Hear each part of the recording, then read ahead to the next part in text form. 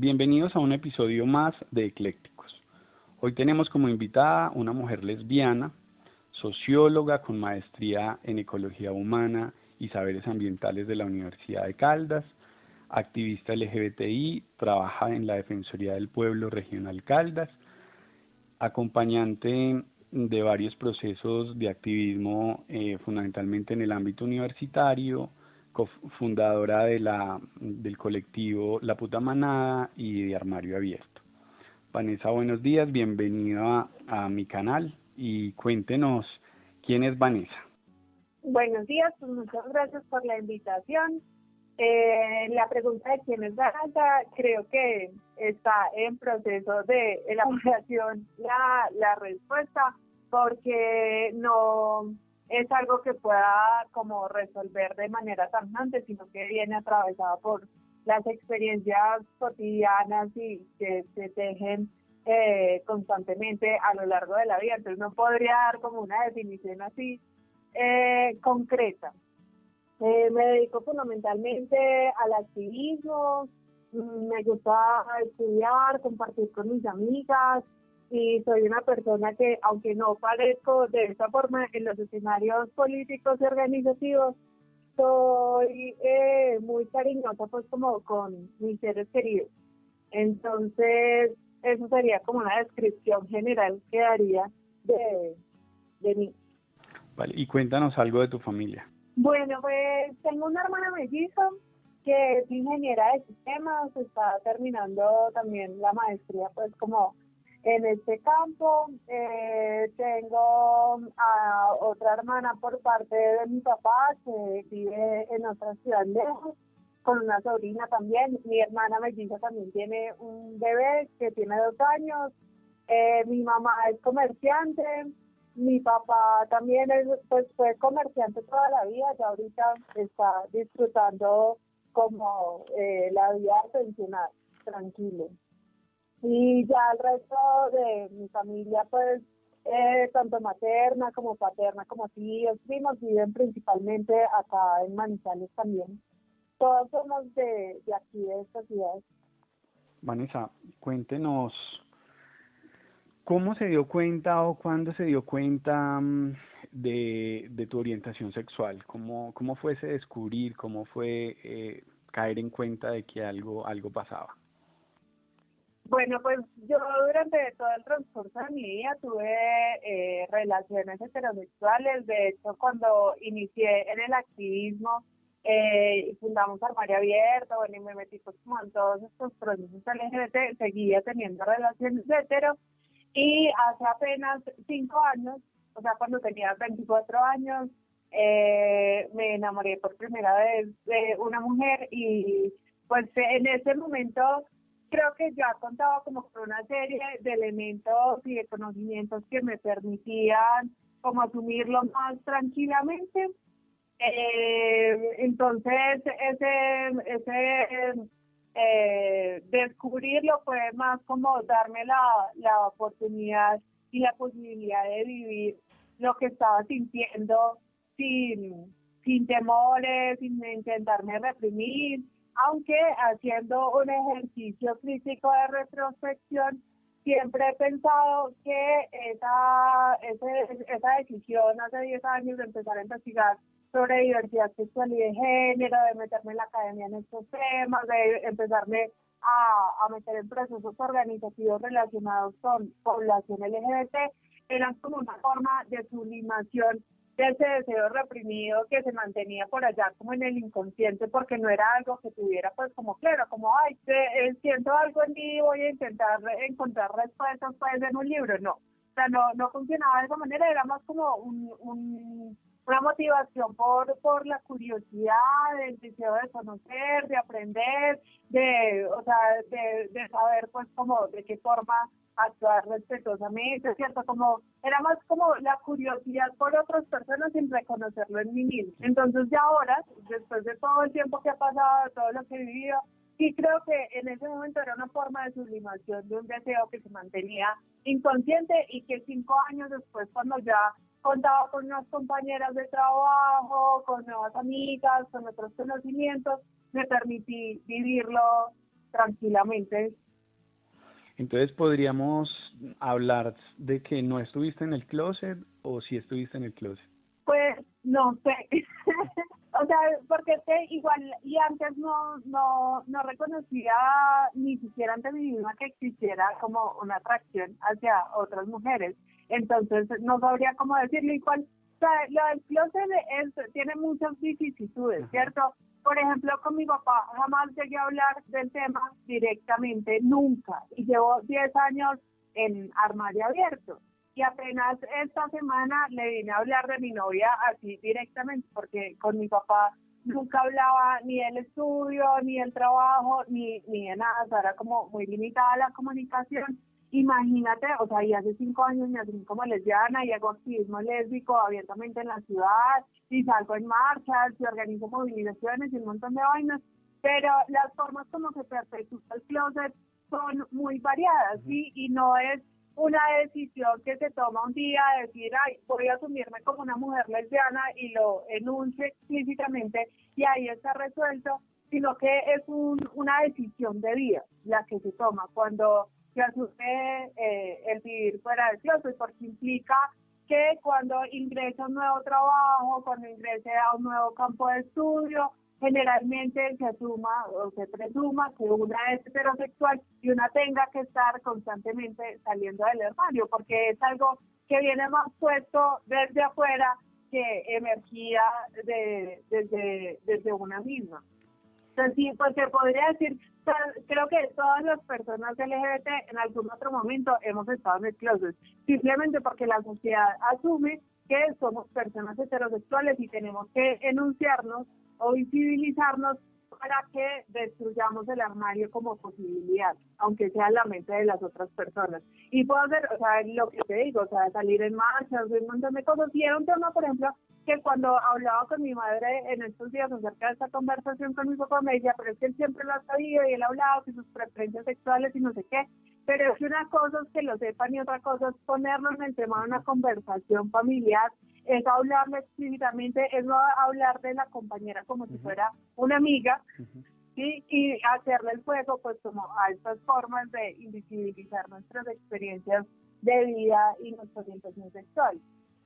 Vanessa, yo quiero que hablemos un poco más de eso de la enunciación, porque en este tema de enunciar sí o no, siento que hay como muchas discusiones, ¿no? Hay muchas posiciones de frente a si vale la pena o no vale la pena. Yo digamos que también concuerdo contigo en que es muy importante cuando uno se enuncia, cuando uno se nombra y llama a su novio como su novio o a su esposo como su esposo y no como el amigo o como el compañero, porque siento que eso es muy importante y comparto plenamente lo que tú dices de que hay múltiples salidas del closet y que en el escenario laboral, por ejemplo, uno tiene que hacerlo cada que cambia de trabajo. Pero hay muchas personas de la población que hablan de que uno no debe de estar diciendo que es gay o que es lesbiana o que es bi y hacen, digamos, como referencia a que los heterosexuales no dicen que son heterosexuales. Quisiera que habláramos un poco más de eso, qué implica, por qué hay que enunciarse. Bueno, ¿qué piensas de eso, de que no haya que decirlo públicamente porque los otros no lo dicen? Pues mira, las personas heterosexuales no dicen que son heterosexuales porque la heterosexualidad se asume presuntamente frente a la población en general. O sea, desde que estamos en los vientres de nuestras madres ya dan por esto que vamos a ser personas heterosexuales. Además se contempla como posibilidad que pueda ser lesbiana, bisexual, pansexual u otra orientación sexual distinta. Y dentro de esos ejercicios de invisibilización sistemática de nuestras existencias, creo que es fundamental recuperar la palabra, la vida, la experiencia y la capacidad de nombrarnos a nosotras mismas. Porque generalmente cuando guardamos silencio, eso lo aprovecha el sistema para ponernos otras formas de nominación despectivas, descalificativas, que buscan hacer énfasis en imaginarios negativos con relación a nosotras. Entonces, ese ejercicio de recuperar la palabra es clave para poner en jaque del sistema, para decirles que no van a poder seguir hablando por nosotros mismos, que no pueden usurpar nuestras voces y que también podemos hablar desde pues nuestros propios puntos de vista acerca de lo que significa y de lo que implica ser una mujer lesbiana. Ajá. ¿Cómo lo tomó la familia? Ahorita que estábamos hablando de eso, ¿cómo ha sido el tema de la familia? Pues a ver, con mi madre fue muy difícil al principio, en el momento en el que yo me asumí como lesbiana, estaba viviendo todavía en casa de mi madre y fue muy difícil porque pues como que diariamente había un comentario lesbofóbico que salía en medio de las conversaciones, así como para recordarme que no estaban de acuerdo, ¿cierto?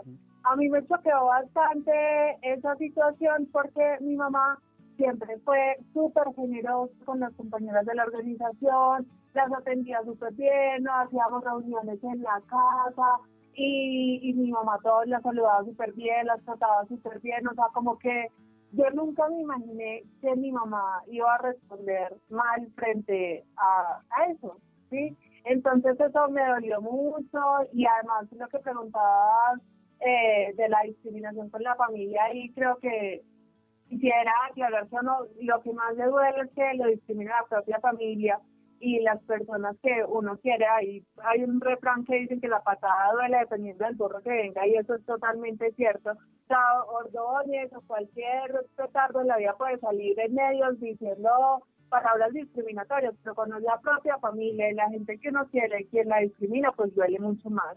Entonces, al principio fue muy duro, luego de eso hicimos como un pacto de silencio con relación al tema, porque yo estaba sellada, o sea, me quería largar de la casa y le dije, mira, vamos a hacer como un acuerdo. Tú no me dices nada del tema, yo tampoco te digo nada a ti, hacemos como si no tuviera pues vida sexual ni afectiva y seguimos viviendo pues como libres de discriminación, entre comillas, ¿cierto? O sea, como que si el hecho de que no se notaran las palabras en los comentarios hiciera que desapareciera la discriminación, era un pajazo mental literal. Luego de un tiempo hice un video con un programa de Telecafé que era también con un parque de teatro de actores en escena y entonces ahí se hizo énfasis en eso que había sucedido con mi madre y creo que esa exposición pública la hizo confrontarse radicalmente.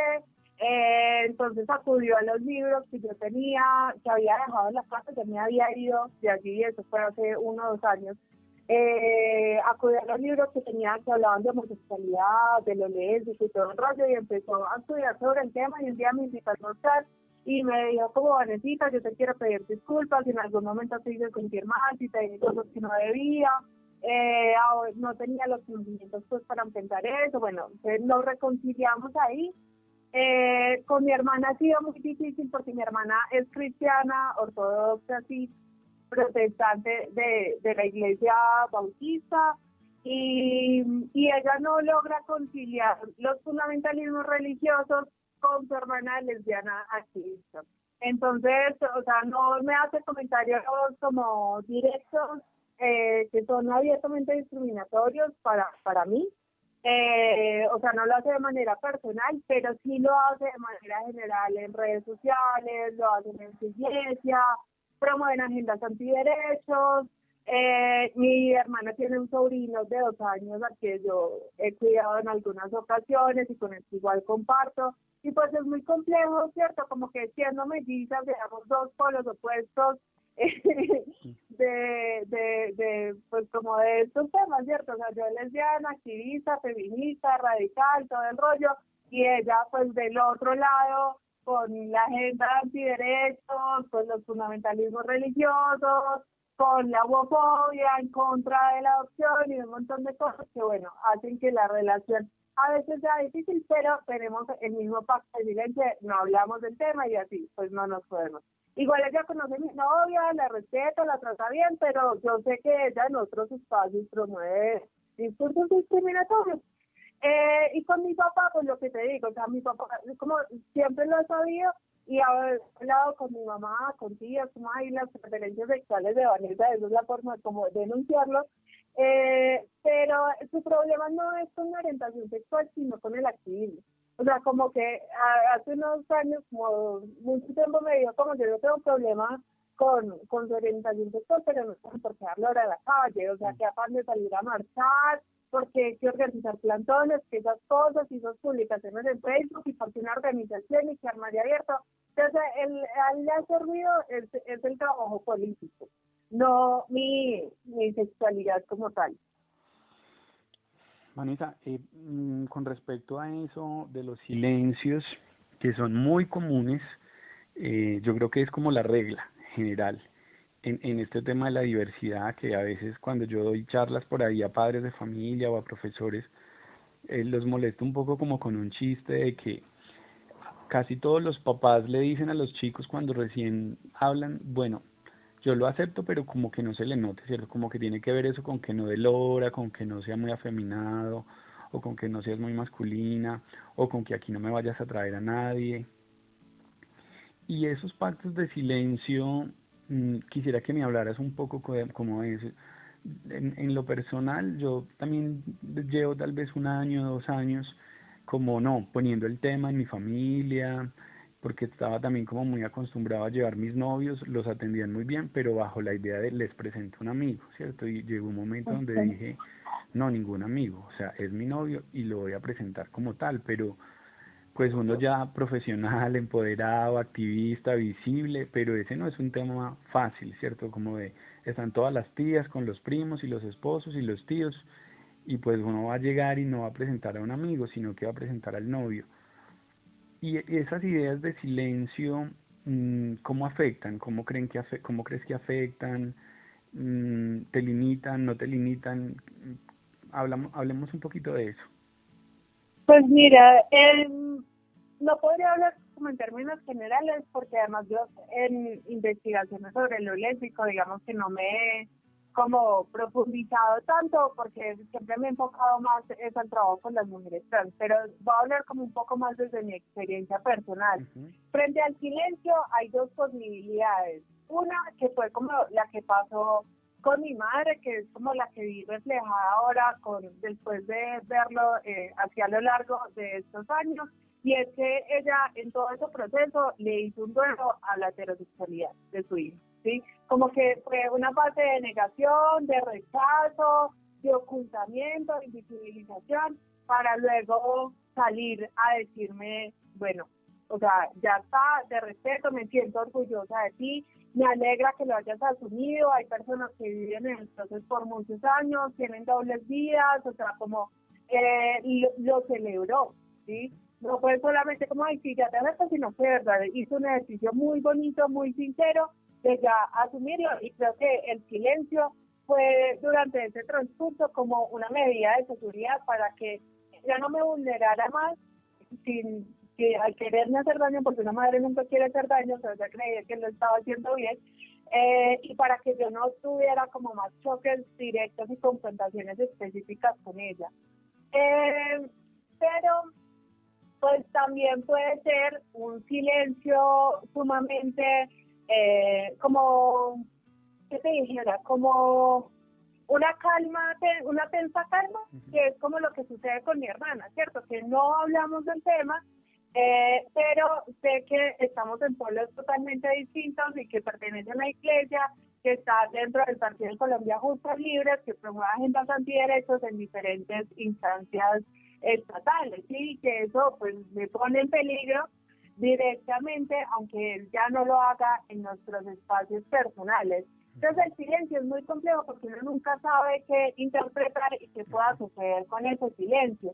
Es muy dañino porque mientras que se guarda el silencio, una se está ocultando y se está escondiendo. O sea, yo durante muchos años, claro, asumí que era una mujer lesbiana, bueno, muchos son 5 años que van, pero en medio de este tiempo nunca iba pues como a la casa de mi mamá con mi novia, o que hablara pues como del tema. Entonces eso es como que listo, saben que soy lesbiana, dicen que me respetan, que me aceptan, ¿cierto? Pero eso no es un ejercicio, no implica como una confrontación siempre y cuando yo no tenga novio. Entonces es como saber que me gusta el helado de chocolate, trivialicémoslo de esta forma, ¿cierto? y ellos de hecho le helaban el chocolate. No hay ningún problema siempre cuando yo no llegue con un helado de chocolate en la mano, pues una cosa así por el estilo. Entonces al verlo yo es una realidad innegable, yo tenía que asumir, o sea, un montón de vainas para las que se habían venido negando. Entonces,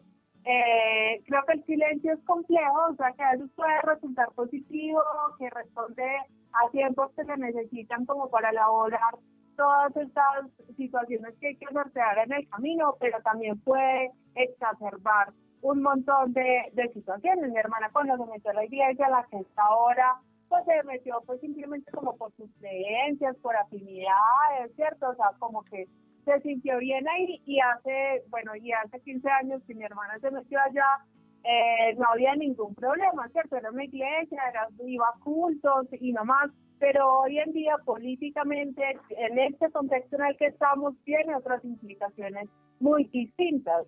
Entonces esos silencios son no sé, se puede interpretar muchas cosas ahí. Vale, y en estos 5 años, ¿has tenido experiencias de estigmatización, de discriminación? ¿Qué ha pasado por ahí, por ese lado?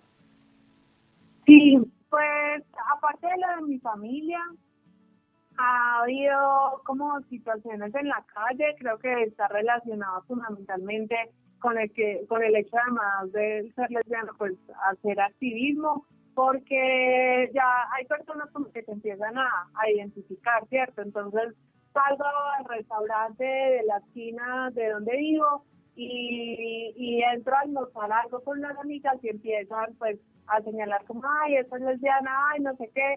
O me pasó hace como 1 o 2 años que me monté a un bus para llevar el mercado al apartamento en el que vivía y un tipo me empezó pues como a molestar. Desde que yo me subí, él estaba haciendo comentarios, diciendo cosas, pero yo la verdad, o sea, iba en otro mundo, no me enteraba de lo que el man estaba diciendo, simplemente pues me senté en otro lado atrás y él se fue hasta donde yo estaba y me preguntó que si ese mercado que yo llevaba, pues iba súper empaquetada, era para mi marido. Pues eso no es común que uno se lo pregunten en la buceta. De hecho, yo ignoraba la voz del man pensando que era una situación acoso sexual y no tenía ganas de pelear. Pero no me imaginé algo así. Cuando me preguntó eso, pues me hice la heterosexual. O sea, fingir, pues de eso te decía lo de después y las vicisitudes que tiene. Ahí fue un mecanismo de protección. O sea, yo le decía para mi herido y me empezó a decir, ay, pues menos mal, porque es que los jóvenes de hoy en día que son homosexuales, que no sé qué, es que para mí todos los deberían matar. Yo a mis hijos sí les digo que a todos los gays, a las maricas, a las lesbianas hay que matarlos. Y pues imagínate yo sola, súper empaquetada, además con una cubeta de huevos en la otra mano, ¿cómo me iba a defender?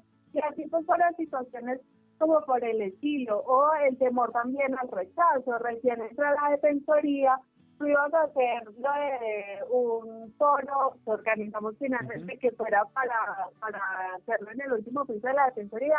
Y recuerdo que le dije a Anita, mi compañera de trabajo, como, ay, yo quiero estar, no sé qué, le voy a decir a Carlos.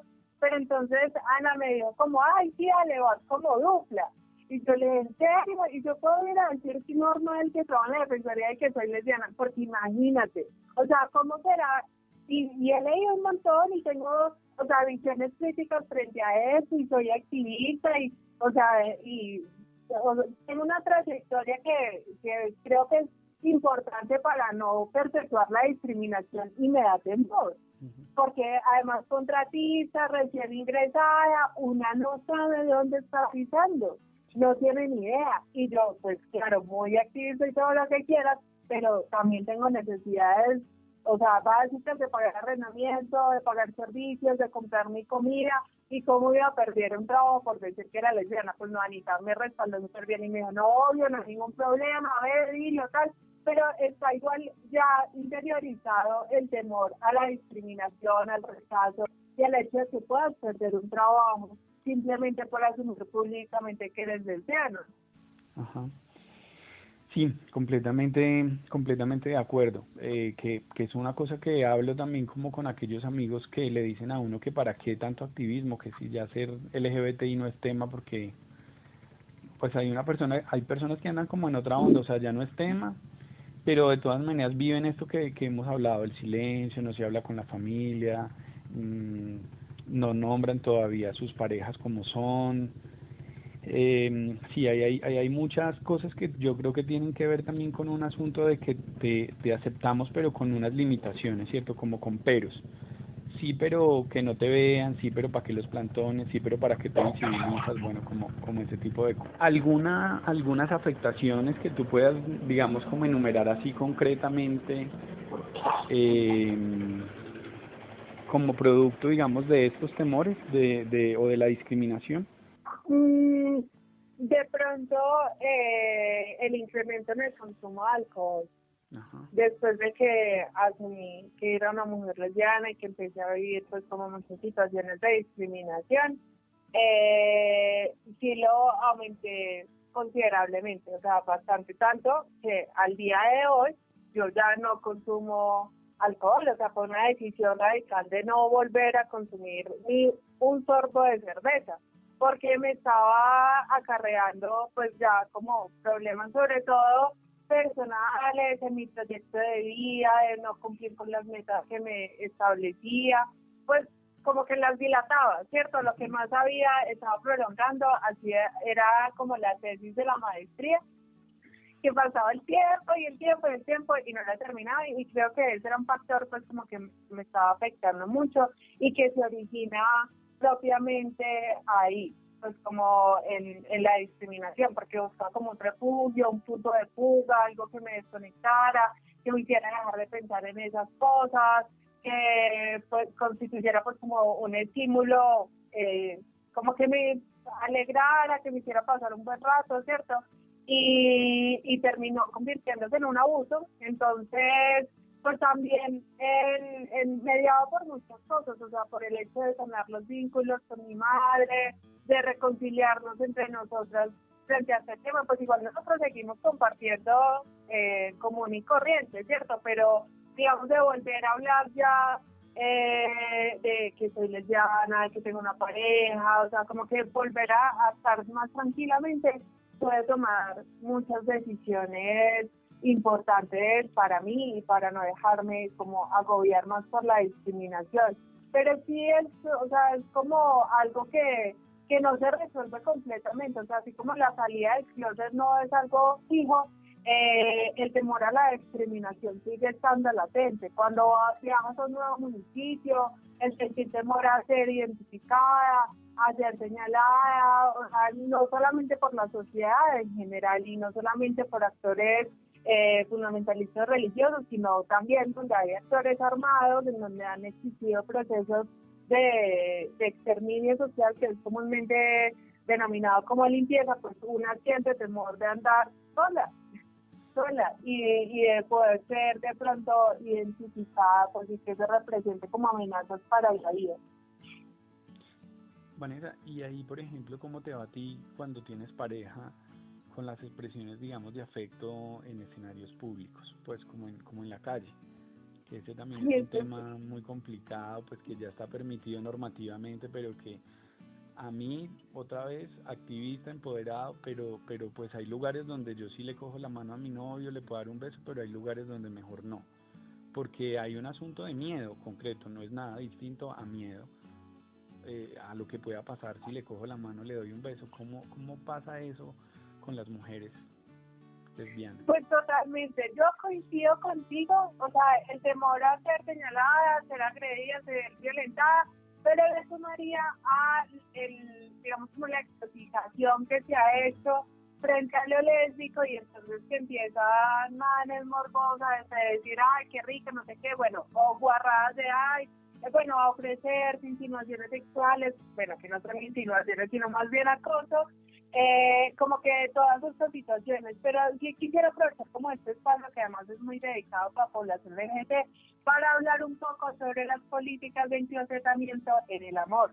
Y es que además, pues como de todo lo que vimos en la sociedad, del rechazo en el espacio público, de que a veces, o sea, nos hacen comentarios, miradas, señalamientos, también es complejo mediar este tema en pareja cuando una ya ha asumido totalmente y su compañera no lo ha asumido públicamente. O sea, como que hay varias negociaciones que hacer también dentro de la relación, y que todo está mediado por la discriminación. O sea, el hecho de que nuestra compañera pueda no sentirse cómoda o no lo haya asumido abiertamente con su familia, con sus amistades, bueno, como en espacios públicos, tiene que ver directamente con la discriminación. O sea, no quisiera que esto que estoy diciendo de las políticas de enclosetamiento en el amor se preste para decir, ay, es que entre nosotras mismas nos discriminamos. No, güey, puta, o sea, la discriminación está en la sociedad y nosotras la interiorizamos y la reproducimos dentro de nuestras relaciones interpersonales.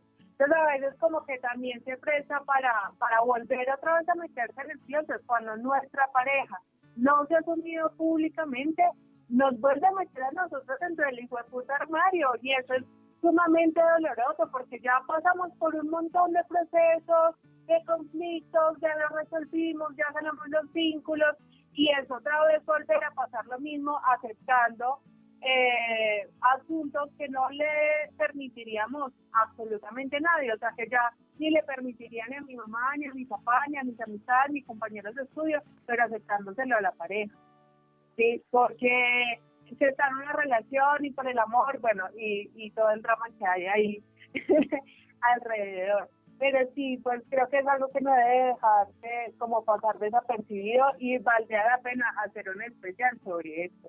O sea, como las relaciones cuando las dos personas están asumidas públicamente, cuando una está asumida y la otra no, y cuando ambas personas viven dentro del proceso, porque la experiencia amorosa y la manera como se despliegan las muestras afectivas dentro del espacio público y privado varía constantemente, y además ahí la división ya no es tan grande entre el espacio público y privado, porque hasta dentro del espacio privado se vive en el closet y solamente en la intimidad se vive realmente la experiencia lésbica. Súper. Entonces, bueno, no, estoy dejando todo como muy por encima, sin ahondar, pero acá, esto pega para una conversación larga. Sí, hay mucho para hablar. Bueno, no puedo dejar de hacerte esta pregunta, que me la hago todo el tiempo, sistemáticamente, y más ahora con el llamado, digamos, de las mujeres feministas a que los hombres respetemos, digamos, sus escenarios, ¿cierto? Pues siempre tengo una pregunta de ¿qué pasa con las mujeres lesbianas, con su invisibilidad? Vos sabes que estoy tratando de hacer un trabajo más orientado hacia los municipios de Caldas, y entonces, bueno, pues si en Manizales son muy invisibles o son pocas las mujeres que están empoderadas, pienso cómo llegarle a las niñas lesbianas, a las adolescentes, a las jóvenes de los pueblos, o sea, cómo llegar, y la pregunta en concreto es ¿por qué son tan invisibles o por qué es tan difícil percibir, ¿cierto? Yo digo, bueno, tendré muchos hombres gays del departamento en Facebook, ¿cuántas serán lesbianas? Porque no tengo idea, ¿cierto? ¿Cómo poder llegar o cómo poder fomentar liderazgos lésbicos en el departamento, si es que a un hombre cisgénero le corresponde ese papel? Sí. O sea, es complejo, porque mira que esto hasta en Manizales, que tiene pues como más organizaciones, más activistas y todo, los activismos lésbicos son muy pocos, y existimos muchas mujeres lesbianas en el activismo LGBT en general, pero de ahí agarrar un micrófono a decir nosotras somos lesbianas, hay un paso brutal. O sea, como que podemos pasar así desapercibidas, pero no decirlo, o sea, como tan abiertamente ante todo el mundo y nombrándolo así. Podemos decir, ay, somos mujeres diversas, ay, somos mujeres alternativas, pues, qué sé yo, pero de nombrarlo como lesbiana es complejo, y ahí pues creo que pesan dos aspectos. Por un lado, la invisibilidad de lo lésbico, y por otro que los liderazgos y la participación política ha sido ejercida principalmente desde los hombres. Entonces eso como que hace que se haga marginal el activismo lésbico. No lo tengo muy claro cómo sea dentro del campo rural, porque sinceramente no tengo ni la más mínima idea de cómo sea en otras partes del departamento. O sea, las chicas que yo conozco de otros municipios son chicas trans, pero yo casi no socializo con mujeres lesbianas. O sea, tengo ahí una deuda conmigo misma, con mi sector y toda la vuelta, pero no te sabría responder exactamente. Podría ser criticado el hecho de que lo lideres tú por ser un hombre cisgénero. O sea, eso, sí, ¿para qué vamos a hablar mierda? Puede ser cuestionado, pero pues no sé, todos nos exponemos a eso. Yo también podría ser muy cuestionada por ser una mujer cisgénero trabajando con mujeres trans, por ejemplo. Entonces creo que también de pronto, o sea, como la forma en lo que, como se hace, que una cosa es como charlar, conversar, impulsar, invitar a las reuniones y promover como ese empoderamiento y ese liderazgo. Y otra cosa es que, por ejemplo, tú vienes acá a decir, no, yo voy a hablar con las lesbianas. O sea, creo que este ejercicio también da cuenta de la forma respetuosa como gustas hacer este ejercicio. O sea, como que brindas el espacio, invitas a conversar y amablemente lo dialogamos. No es que estés diciendo que tú representas a las lesbianas, pues, o sea, y una cosa es acompañar, apoyar, respaldar y colaborar en la medida de lo posible, y otra cosa es decir que te representa. Entonces, pues sí, de pronto como mirarlo ahí como caminando despacio a ver cómo es la vuelta y también viendo el panorama. O sea, sí, yo creo que en Caldas no es tan fuerte el separatismo como lo es en otros territorios como Bogotá, Cali, o como lo es en Ciudad de México. O sea, como que hay otras partes en donde sí es sumamente hostil y bueno, habría que revisar de pronto los fundamentos que tienen esos separatismos para contemplarlos antes de pronto verla embarrar. Pero yo no me atrevo como a decirte nada porque te digo, o sea, no conozco cómo es el tema del activismo lésbico en el departamento, no lo tengo pues como claro. Vale. Bueno, ¿por qué las organizaciones? Ya nos has contado que en las organizaciones te encontraste o fue la posibilidad, digamos, de ser. Cuéntame cuáles han sido como los logros, las cosas más bonitas del activismo, de Armario Abierto, de la Puta Manada, yo sí soy un admirador de todo lo que hacen, también porque es una forma supremamente diferente, ¿cierto?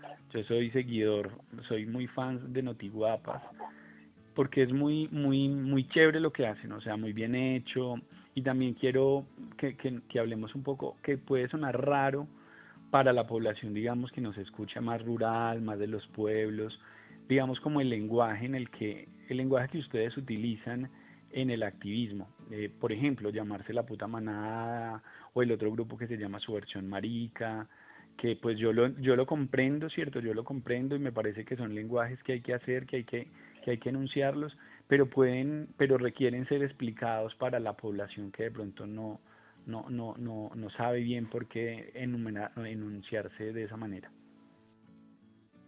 Bueno, pues voy a empezar con la primera pregunta. En cuanto a Armario, creo que los principales logros ha sido que la organización llegue a estar dirigida y liderada por las mismas mujeres trans. O sea, como que si miráramos lo que era Armario hace 10 años cuando empezamos y lo que es hoy, pucha, o sea, jamás me hubiera imaginado que fuera a pasar todo lo que ha pasado durante este tiempo y que las chicas llegarán, o sea, como hasta acá y seguramente van a llegar mucho más lejos. O sea, digamos, en un comienzo no teníamos nada de financiación, hacíamos vacantes nosotros para comprar pinturas, para hacer las marchas.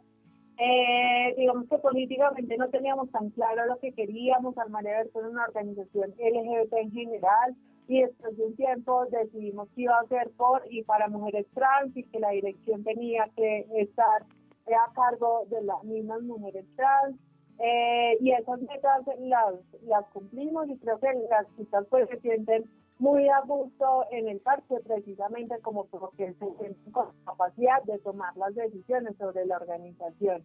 Y ese nivel de empoderamiento creo que se debería como buscar también como en otros sectores poblacionales. Entonces ha sido muy bello, no, pues como la receptividad que ha tenido por parte de la ciudadanía, la acogida de Notiguapas, de una telenovela de Guapas, de los cortos documentales, como de todo lo que se hace, que cuenta con mucha legitimidad, reconocimiento, respeto, todo el mundo pues como que sabe quiénes son las guapas, o si no conozca el lugar específico en donde transitan, pues tienen ideas de quiénes son y de lo que hacen. Entonces, eso es muy valioso, pero para mí lo más bonito y lo que más reivindicó como de toda esta trayectoria es que ellas estén en la dirección de la organización, porque antes eran un poco reacios frente a eso. Y por ejemplo, cuando empezamos a conseguir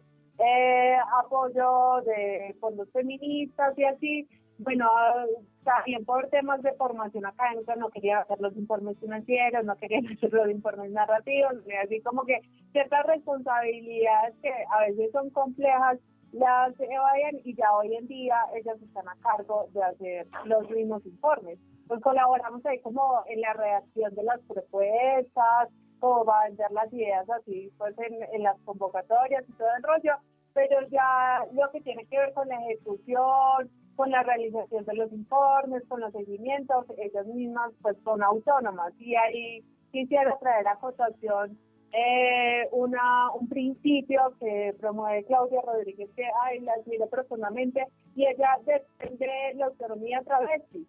Y yo sí siento que las personas sin género estamos digamos como en el movimiento trans para apoyar, para colaborar, para servir de puente, pero un puente es pasajero, un puente no es para quedarse ahí.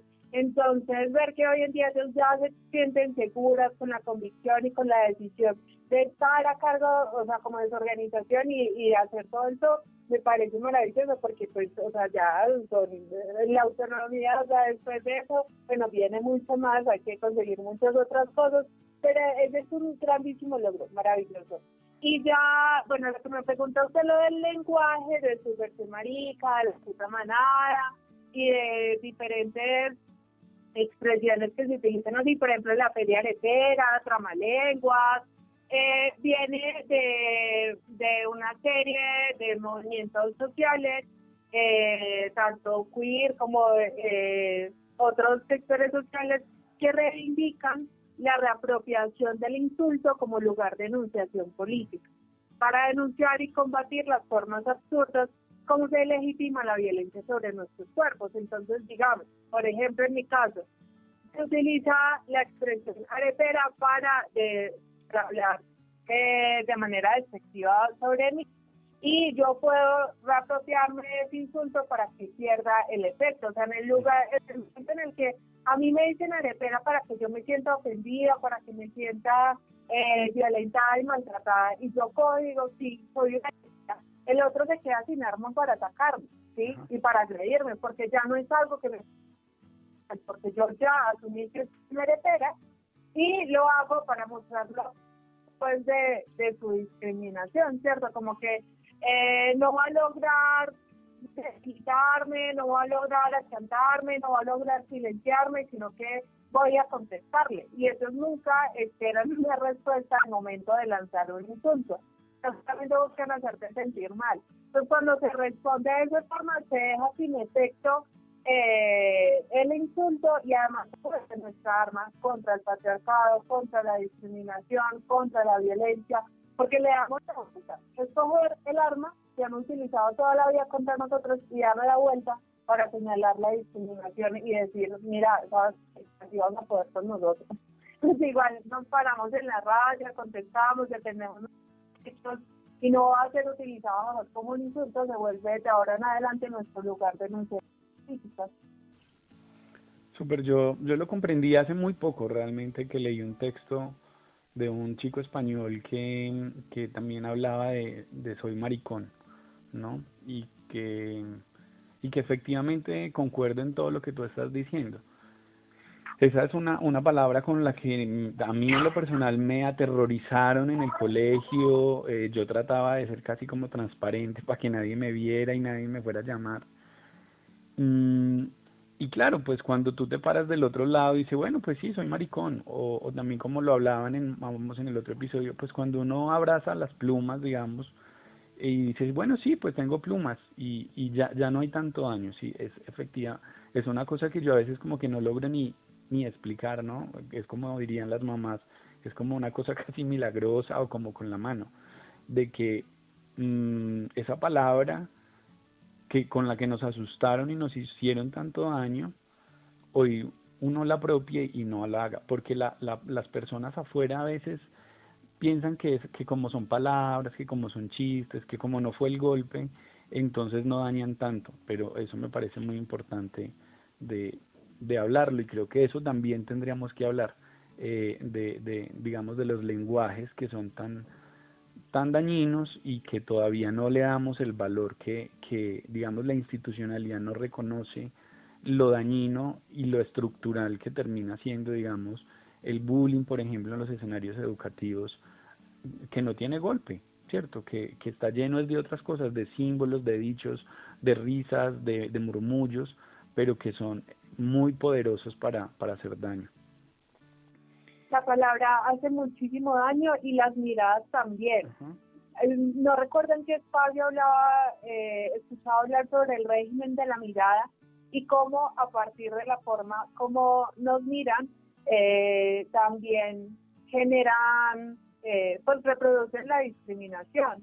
Y volviendo pues como a lo del insulto, lo de arepera, por ejemplo, a mí me gusta jugar mucho con eso, porque como acá en Manizales comemos tanta arepa, al desayuno, al almuerzo, a la comida, una arepa vencida, pues yo también como lo reivindico un poco con el territorio donde crecí, donde nací, y las tradiciones pues que tenemos en la comida, y digo que soy arepera de pura cepa, sí, que arepa vencida, bueno, vainas así por el estilo, como para tomarlo también jocosamente, y lo que te digo, o sea, constantemente dejar sin efecto pues como el insulto, que no tenga capacidad de destrucción, sino que sea una posibilidad de reivindicación de nuestras existencias. Y además es todo muy mediado como, ay, sí, tú puedes ser gay, pero no marica. O sea, puedes ser gay, pero no echar pluma. Puedes ser gay, pero que no riegue las pintas. Igual nos sucede a las mujeres lesbianas, o sea, como que está bien que sea lo que quiera dentro de su habitación, ¿cierto? Pero que en la vida pública como tal no se nos note, entre comillas. Entonces esos actos de reivindicación son importantes. Yo a veces recocho, por ejemplo, con la ropa. Juego con que hay la lencería lésbica, no sé qué, porque hay personas que nos ponen etiquetas pues justamente a partir de ahí, y muchas mujeres lesbianas se dedican a utilizar ciertas prendas o cierta ropa que realmente les gusta, pero que evitan hacerlo porque sí, que van a pensar, cómo me van a ver, o sea, van a creer que soy lesbiana, o van a ratificarlo, ¿sí? Si es una persona declarada. Entonces yo creo que hay que perderle el pudor a eso, y si nos sentimos felices vistiéndonos como que nos dé la gana, pues soñárnoslo, disfrutarlo y ser felices, marica. O sea, porque no podemos reivindicar una lencería lésbica, porque o sea, hay que cumplir con unos estereotipos de, ay, sí, me respetan como lesbiana, pero no puedo utilizar cierta ropa, no me puedo expresar de cierta forma, pues como que esos ejercicios de constreñimiento terminan siendo dañinos a largo plazo, y pues nos intentan hacer interiorizar todo el tiempo eso, y hay momentos de la vida en los que uno ya tiene que mandarla a comer mierda. O sea, lo importante es ser feliz, es ser tranquilas, sentirnos a gusto con lo que somos y dejar de pensar en el qué dirán. O sea, a mí el qué dirán no me compran una bolsa de leche. O sea, lo hago yo. El resto del mundo que piense lo que se le dé la gana, que diga lo que quiera, pues sí, o sea, una vida es su vida, nadie puede vivir la vida por uno mismo. Entonces, sí, como que relajarnos con eso y mandarlos al carajo, que no jodan. Vale. No sé si se podía decir palabras, a mí me gusta hablar así. Sí se puede decir. Aquí no es panculosedarnos tampoco con el lenguaje. Bueno, Vane, hoy estamos celebrando o conmemorando el Día del Orgullo. Y quisiera que habláramos de por qué las mujeres hoy, 28 de junio, o por qué todas las personas LGBTI hoy conmemoran el orgullo que se ha venido haciendo todo este mes. A los heterosexuales también critican de por qué sentirse orgulloso, inclusive muchos de la población también critican un poco eso, pero quisiera que le fuéramos dedicando esta penúltima pregunta a ¿por qué el orgullo? Bueno, lo voy a responder en dos lados. Uno como desde la perspectiva histórica y otra desde el sentido pues como que tiene con relación a, bueno, ¿sí? Como la vigencia que tiene esta lucha. El Día del Orgullo, porque el 28 de junio de 1969 en Stonewall, que eran varios míos, hicieron una redada policial violentando a la población LGBT. Esto en un contexto en donde era ilegal que le vendieran a personas LGBT, ¿sí? No podían existir establecimientos comerciales LGBT básicamente.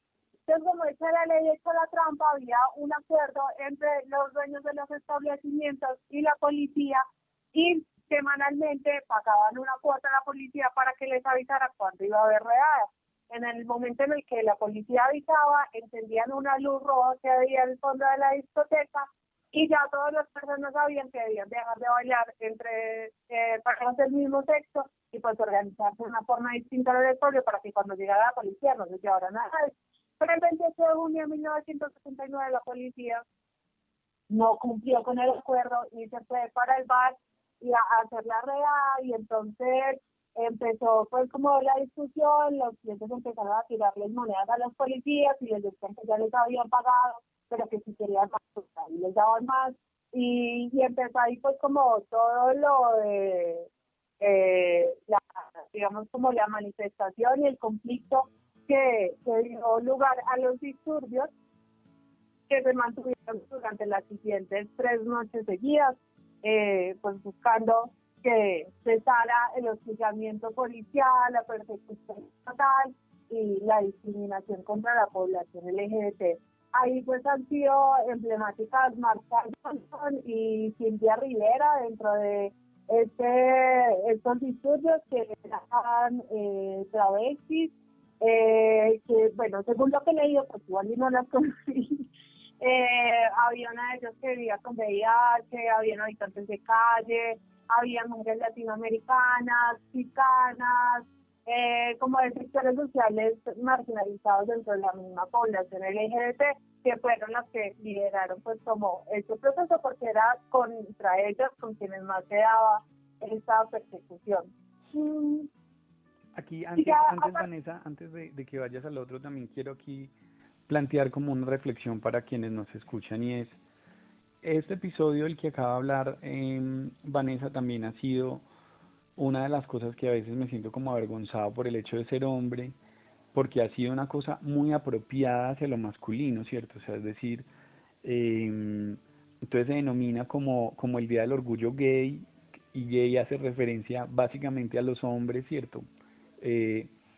Y desconociendo que, digamos, ahí hubo, digamos, una posición, o quien se paró, o quien digamos, generó, digamos, como los actos han sido, como tú lo acabas de decir, o fueron, pues también fundamentalmente mujeres trans, mujeres, y que ahí también hay como una reflexión para los hombres en lo que hablábamos por allá al inicio del programa, ¿cierto? De también cuestionar nuestro privilegio de hombre cisgénero, y tratar de buscar la forma, digamos, como de acomodar eso en el activismo, de ser más solidarios, de ser más empáticos, o de ser más aliados sin tener que, digamos, ocupar el escenario siempre nosotros.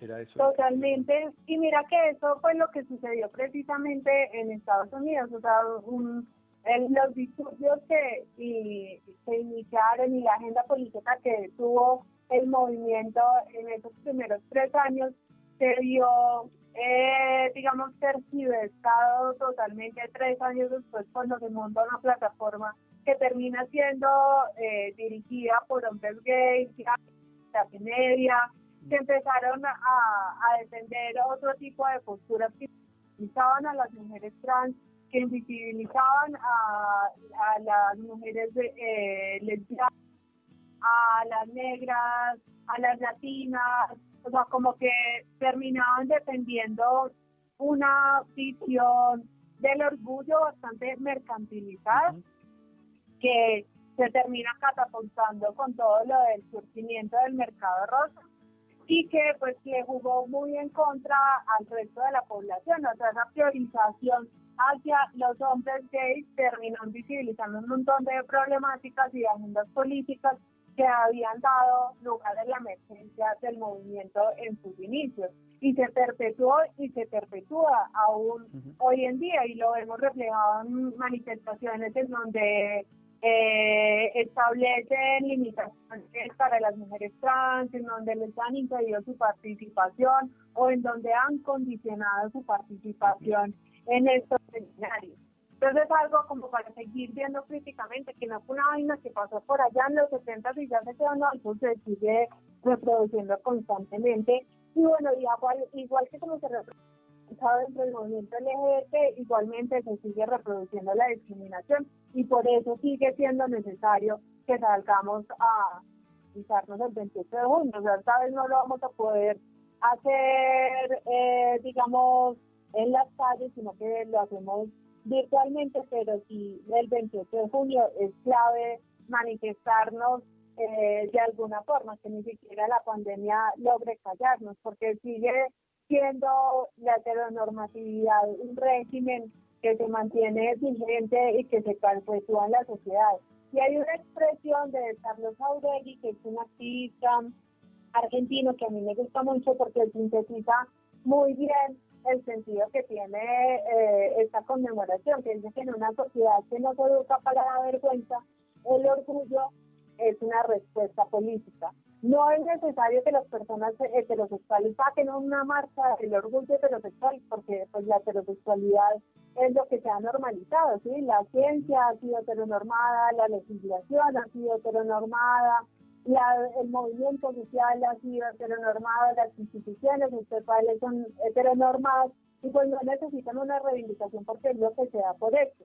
Lo que se invisibiliza es la experiencia lésbica, gay, trans, ¿sí? Como que todas las otras orientaciones sexuales e identidades de género no terminan viviendo la discriminación y la exclusión, ¿sí? La exclusión en términos de derechos. Y nosotros hablamos de reconocimiento de derechos de personas LGBT, no es para que nos inventen nuevos derechos, es para que los derechos humanos universales sean reconocidos también para nosotros, que digan que las personas LGBT también somos seres humanos, también somos sujetos de derechos, y que deben ser igual de reconocidos y respetados y garantizados socialmente. Concretamente, y ya desde lo personal, Vanessa, ¿por qué hoy te sientes orgullosa de ser lesbiana? ¿Por qué hoy celebrar el orgullo ya más desde una cosa personal, como visceral prácticamente? Ay, pues la verdad, además de ser me parece muy divertido poderme burlar del sistema. O sea, como que ser una falla en todo ese proceso de ortopedización y de domesticación de la sexualidad y de la vida de las mujeres. Es como un refugio en medio del patriarcado, en donde podemos relacionarnos de forma distinta entre las mujeres. Digamos que esto no me hace inmune frente a la violencia de género y a otras formas de discriminación, ¿cierto? Pero sí me garantiza un espacio seguro, por lo menos en lo que comparto con mis compañeras. Vale, para las niñas, ¿qué decirle a las niñas, a las mujeres lesbianas, de donde nos escuchen, pero fundamentalmente de los pueblos de Caldas? ¿Cuál es tu consejo, tu recomendación? Pues que sean felices, que confíen en lo que sienten, en lo que les gusta, y que no se dejen achatar pues como por otras personas o por comentarios despectivos. Hay algo pues como que desde mi experiencia quisiera compartir, y es lo fundamental que fue haber buscado información en redes sociales o buscar otras personas, que las guapas fueron claves dentro de este proceso de asumirme como lesbiana así públicamente y de manera tranquila y todo el rollo. O sea, como buscar referentes, otras personas que ya hayan como andado un poco más este camino de salir del closet y enfrentar las consecuencias sociales y familiares que esto tiene en relación con la discriminación, como para personas que tengan también experiencia en ese campo, como para tener mayores herramientas para enfrentar las situaciones de discriminación que se vienen en el camino, porque eso pasa toda la vida. Listo.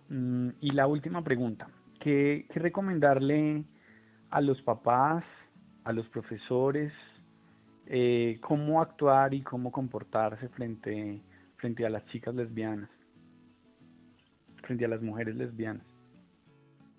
Pues lo primero es respetar, no ponerlo en duda, no ponerlo en tela de juicio, no intentarnos conseguir novios.